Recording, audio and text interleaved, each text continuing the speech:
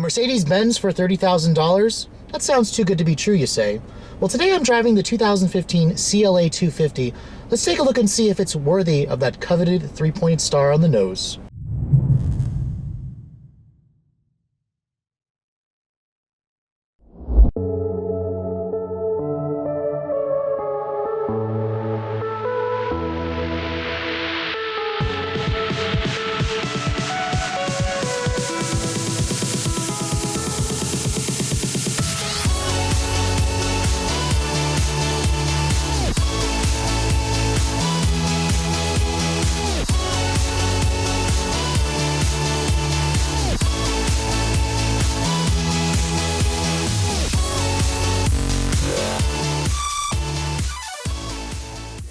Now here in the US, Mercedes-Benz is known as a Tier 1 luxury elite player.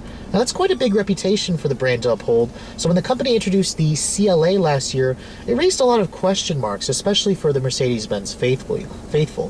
This was an entry-level, sub-$30,000 front-wheel drive sedan that bared the three-pointed star badge on the front. Now, I know what you're thinking. It's probably a very cheap Mercedes-Benz, a Mercedes-Benz for the poor. That's necessarily not the case, actually. And when this car was introduced, it got a lot of well-received reviews from critics and consumers alike. Now, for 2015, Mercedes-Benz made some subtle updates, but first of all, let's talk about how this car came to the market. It's actually based on the European A-Class hatchback, which is a really great car in Europe. However, it's a front-wheel drive chassis, and that's the first time Mercedes has actually brought the United States market a front-wheel drive sedan. And to help with sales and to hide the fact that it's front-wheel drive, Mercedes-Benz made this car look a lot like the Big Brother CLS, which is a swoopy four-door coupe-looking like sedan that the company introduced back in 2004. Now you can see the design of this car is distinctly premium, and it certainly stands out as a very expensive-looking car in typical Mercedes-Benz fashion. The front end sports the company's signature swoopy design elements that you'll find familiar on the larger CLS, and overall you won't mistake it for anything else on the road besides the Mercedes-Benz. My particular tester sports the Sport Plus package, which is new for 2015. It rolls in these beautiful looking 18-inch wheels, the 5-spoke design, the more aggressive front bumper, and the mesh-like grille insert, which looks very distinctive. My particular tester also has the optional bi-xenon headlights and LED taillights with the LED daytime running lights and LED turn signal. It makes for a very premium, cohesive look, and I think that every CLA should really come with this design. You will find the baser models with halogen headlights, and the non-sport models will have the less aggressive front bumper. Now, coming around the side of the vehicle, it tries to look like a coupe with that sloping rear roofline. It does cut into the headroom for rear seat passengers. I'll show you that when we get on the interior, but overall the proportions of this car are quite handsome. It's a really good sized car. It's about 182 inches overall length, 106-inch wheelbase, so it's about the size of a Honda Civic or a Chevrolet Cruze, for example. Now, coming around the back, again, it has a very droopy rear end. This is probably the most controversial design element of the car. Some people either love it or some people will hate the design. Just they think it's a little too much. I actually think it looks good. The dual integrated exhaust looks fantastic as well, and my particular tester is actually the front wheel drive model. I wanted to show you guys just how the front wheel drive model handles and drives. You can get this car with Mercedes' 4MATIC all-wheel drive, and of course there's also the CLA-45 AMG, which only comes with all-wheel drive. Overall, I think this car looks fantastic.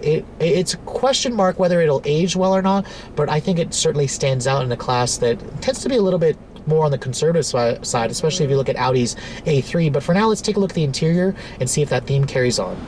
For the interior of the CLA, you can see, just looking at it from a glance, it looks like a full-fledged Mercedes, especially my tester with these, with the Sport Plus package. These seats are actually the standard seats with the Sport Plus, and this is actually Mercedes' MB-Tex. This is not their actual real leather. It looks very convincing, and I really like the suede Alcantara that's in the bolsters. And I also really love that new steering wheel that you get with the 2015 model. That's included when you get the Sport Plus package. Now, stepping inside this car does require you to duck your head because the roof is so low. So those of you who are a little bit on the taller side may find this a little bit troubling, but shutting the door, it has a traditional solid funk that you associate with a Mercedes. It does have the pillarless glass windows, just to show you that it's more of a coupe design. I guess that's what Mercedes wanted to go with. Now, my tester does have the premium package, which does roll in Mercedes' smart key access, their intelligent keyless go with push button start. This particular one actually doesn't have the button. You can take the button out for those of you who would prefer to use the key fob. That's a nice, that's a traditional Mercedes things. They allow you to do that on their current products, but because the button is missing, you stick the key in the ignition and then turn it and start it just like a regular car. And then, of course, what you're hearing is a 2-liter turbocharged direct injection 4-cylinder that is new and unique to the CLA250. You know, it almost has a Volkswagen GTI note, especially in the way that it revs. It doesn't have that mean bark of the exhaust, which I'm kind of surprised just how quiet this particular CLA250 is. Now, looking at the rest of this cabin, you can see it looks very premium. I like the design of the cabin. It has the traditional, or at least it has the newer design themes like the tablet style screen that sticks out of the dash. Now, a lot of people criticize that for looking aftermarket. This screen's actually new for 2015. The older CLA250s, the 14 models, had a smaller 5.8-inch screen or a 7-inch screen that had a much larger surround bezel. This is actually the one that you'll find on the C-Class. It's a little bit smaller. This is 8 inches in diameter as opposed to 8.4, but nevertheless, the graphics are really good. The materials in here are also good, as typical with a Mercedes. You have this aluminum trim on my particular tester. You have a soft touch dash material on the top. It is actually hard touch plastic down here, so it's a little disappointing to see that. And then some of the plastic here does feel a little bit on the cheap side. That will remind you that you are in the least expensive Benz. However, looking at the instrument panel here, this looks like you're in a much larger, more expensive Benz. I love the silver-faced gauges, the center display right there that shows you the Distronic. My particular tester has the the driver assistance package. And then, of course, this steering wheel is beautiful. I love the way the steering wheel looks with the flat bottom. The leather feels really good in your hands. It's got red stitching. It's got a nice soft-touch door panel material as well. Leather stitching right here where your elbows are going to rest. The windows are automatic up-down for all four, so that's kind of expected when you get a Mercedes. And then, of course, my Sport Plus package rolls in these red seat belts, so just to make this car even more sporty looking, it's a nice little design touch. Now, looking at the center stack here, this is Mercedes' updated command interface. Now, it doesn't have the little handwriting function that the C-Class gives you that I showed you guys in that C400, but nevertheless, command works really well. You basically use this click wheel here, or this click wheel here, to you can push down, you can pivot the knob to make it, you know, go through the menus here. This is particularly the preset buttons. When you just kick down, for example, it'll show you different options you can go to. You can go to radio, navigation, media, vehicle settings. You can also use the hard buttons right here, which is all pretty well laid out. It's a pretty logical layout. You do have your heated seat controls here. This cycles the transmission between sport, eco, and manual. This car does have an automatic start-stop function. And I like that Mercedes-Benz gives you also these hard buttons here. You can easily set your presets for this. It also kind of resembles a phone. Your volume knob is right here in addition to your tuning, which is unfortunately a button. But nevertheless, go to the navigation screen here by using the click wheel. This is not a touch screen. The Germans don't like to get your nasty fingerprints all over that touch screen. You can see here, I love the map display. Mercedes-Benz does a really good job with their map display. It looks pretty high quality. It looks good. I particularly do like Audi's Google Map interface, but this to me looks better than BMW's, better than Acura's, better than Lexus. I really like the infotainment display of this car, and it definitely makes for a much more premium looking cabin. Just the fact that you can change the vehicle settings. You have a little car icon here if you want to change any of the settings, and it just adds a unique feeling of specialness that you expect in a tier 1 luxury brand. Now, my tester also has the $1,500 panoramic sunroof option. It does let a lot of light into the cabin. It is pretty pricey, but I would recommend that option. And overall, I think the seats are very comfortable. I really like the MB-Tex. I don't see the need to go with the full leather. It's like another $1,500 more if you want the full leather. Save your money and just go with the plush feeling and comfortable MB-Tex leather seats. Now, this is Mercedes-Benz's entry-level offering, and you can see the rear seat is pretty small. Now, initially, it looks okay, but that sloping roof will cut your head off if you don't watch it. So getting back here, you do have to duck your head. I'm pretty short, and my head still grazes the roof, but you can see here, getting back here, there's actually a decent amount of leg room. There's good foot space underneath the front seats. There is a pretty good center tunnel hump here. The ILX, for example, has a flat floor.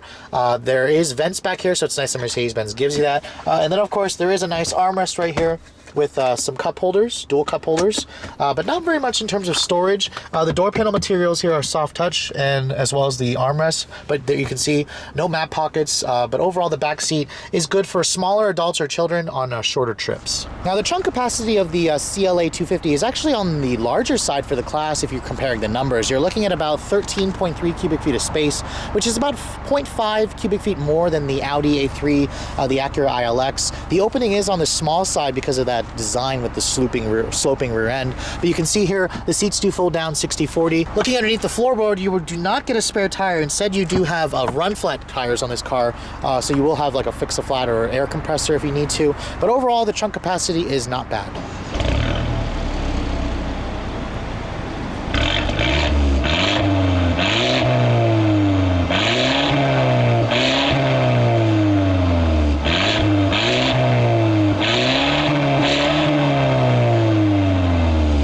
Now, coming underneath the hood of the CLA250, you Mercedes-Benz faithful will be a little bit perplexed when you see this. This is the first transverse-mounted 2-liter engine that you're going to find in the United States.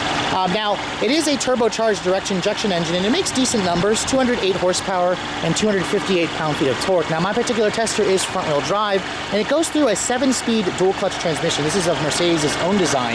Now, you guys can get this car with 4MATIC all-wheel drive. Fuel economy is actually very good for the front-drive model. It's rated at 26 in the city and 38 on the highway. So those are outstanding numbers for a vehicle like this.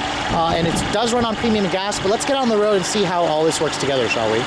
Now, last year I showed you guys the CLA-45, which is the SUV version of this car, you could say. However, the AMG model was certainly a lot of out of reach for most buyers, and it actually offers a little too much power for most people. So today, let's take a look at the more subdued 250 model and see just what all the hype is, since this has become one of Mercedes' best-selling vehicles.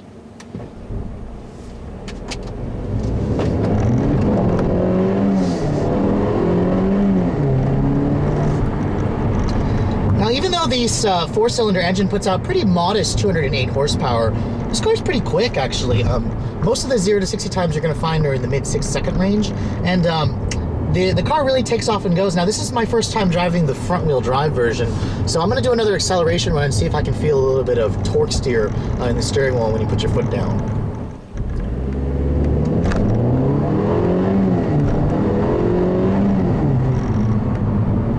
So that was close to a full throttle acceleration there, and I'm happy to say torque steer is pretty non-existent in this car. It kind of has the same kind of pull that you expect from a Volkswagen GTI with the DSG. This car also handles very well. It's very un-Mercedes-like in its handling dynamics. The steering in this car is super precise, really good weight to it. The car feels very tossable, very playful. It almost handles like a Mazda, the way like a Mazda 3 handles. I really like the way this car handles. It will definitely appeal to a younger buyer, and that's exactly who Mercedes was after when they introduced this vehicle.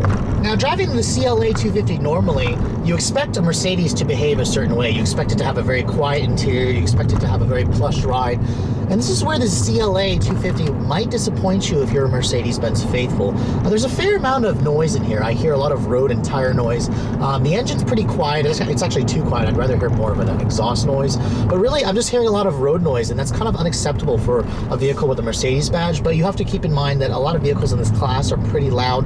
This is about the same kind of noise levels you expect out of an Acura ILX. The 2013 ILX or the 2016 ILX roughly is about the same noise levels are inside the cabin in terms of the road noise, but the ILX does have a much nicer sounding engine. Now, the visibility in this car is also pretty crappy. I'll just go ahead and say that just because of this roof line. The interior also feels very cramped, so that's a negative that you're going to notice with the CLA. If you're a bigger person, your head's going to be touching the roof. You're going to feel pretty cramped in here, especially with the visibility. This pillar here is pretty huge. The view out of the back is crap just because of that sloping roof line. My particular tester does have the blind zone assist as part of the driver assistance package, so it does help you when you are changing lanes, but the mirrors are pretty small. Just keep in mind when you drive this car, you're going to have to get used to the sight lines around here. I mean, it does feel pretty small. It doesn't have that typical long hood or nose that most Mercedes-Benz products have, but you can see here this car just driving down the road on this back road here, it's wonderful.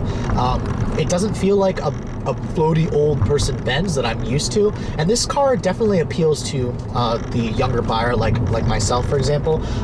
To be honest, I'm not really gonna be making too much of a grief about the noise in here. It's okay. It's not deafening. The ride quality is also not bad. It's firm, but sort of compliant. I mean, the 18-inch wheels, you definitely feel the road in this car. It's a very tight handling car, which is good for the type of buyer Mercedes-Benz was after. But again, the traditional Benz buyer may not like how stiff riding this car is. For me, I don't think it's particularly stiff. I think it's class competitive, but you really need to test drive this car yourself and see if you're okay with the ride quality.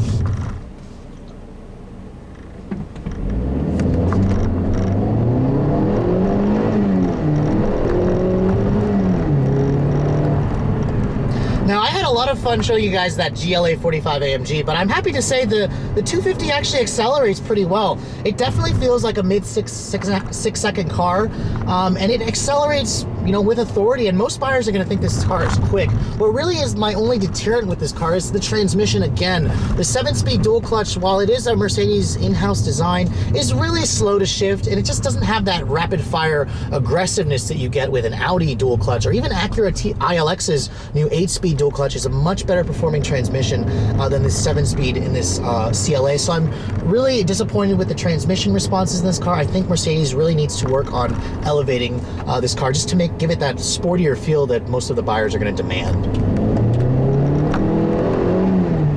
Now, when the transmission isn't sleeping, when it's in its sport mode, which I've left most of the times, it is reasonably responsive. It's just when you're driving around in the city, in its low speed modes, it definitely lurches a lot. It's very jerky, and I kind of wish there was, now the settings here, there's a sport, economy, and a manual mode. I wish there was a normal mode. There's no normal mode because sport can be a little too high-strung, a little too aggressive. Efficiency mode, it seeks out its top gear too much. It's too lazy. I'm looking for an in-between mode, so I'm hoping Mercedes will add a normal mode in the coming years just to offset that negative that I have with the transmission. Now, coming up to the conclusion of my review, I'm happy to say that I'm pleasantly surprised with the CLA250. There are a couple of negatives that I was expecting this car to have, but nothing too big. The interior is pretty cramped. You may or may not like the styling. The 7-speed dual clutch transmission needs work. I kind of expected that. But overall, I'm pretty impressed with the way this car this drives. The 208 horsepower engine is pretty responsive. This car's pretty quick. And if Mercedes would really just update the transmission logic and make it smoother around town, I think this would be a top player easily. Now, let's talk about the numbers. This car did start at under $30,000 last year. For 2015, the company added a couple of more standard equipment features lists. Your dual-zone automatic climate control is standard. The keyless go is standard. So the keyless entry, I'm sorry, is standard. Keyless go is part of the premium package. So now the car starts at about $31,500, which is still pretty inexpensive. However, this is a Mercedes, so you're going to pay extra for almost everything. The premium package is like another $2,500 on top of that. That gives you heated seats, the Harman Kardon audio, the keyless go, the multimedia package that rolls in the backup camera. It should honestly be standard. You do also have the navigation system with the XM nav traffic. You have satellite radio. That's like another $3,000 on top of that. My particular tester also has the Sport package. The Sport package is almost $4,000, the Sport Plus package. If you don't want the Sport Plus package and all its aggressiveness, you can just get a regular Sport package. That's about $2,000 more for the regular Sport package. I highly recommend that as it does improve the look of this car. The paint-off sunroof, $1,500 extra. The driver assistance package, $2,500 extra. My particular tester is stickers for an eye-watering $46,900. Now, that makes it roughly $10,000 more expensive than an ILX Tech Plus with A-Spec package, which is their Sport package. It's about $4,000 more than an Audi A3, about the same price as a BMW 228i, which that vehicle is only a two-door and it's also rear drive. It's a slightly different car. Now, you may look at that as a lot of money, but a lot of people, when they buy this type of car, they end up leasing it. There's a pretty good lease rate, and if you can go easy on the options, this car is relatively okay in terms of pricing. Expect most to be just over $40,000, which I think is worth the money, just because you do have a very nice cabin, you have very nice interior appointments, you have a very nice updated display, and of course the looks of this car. It turns a lot of heads in ways that the Acura ILX, the Audi A3 won't, just because of that swoopy design language. So if you guys are interested in looking at this type of class of car, the CLA250 is certainly worth a look, and if you guys need the all-wheel drive capability, I highly would recommend going with the all-wheel drive model. But the front-wheel drive model is not bad. It doesn't have very much torque steer.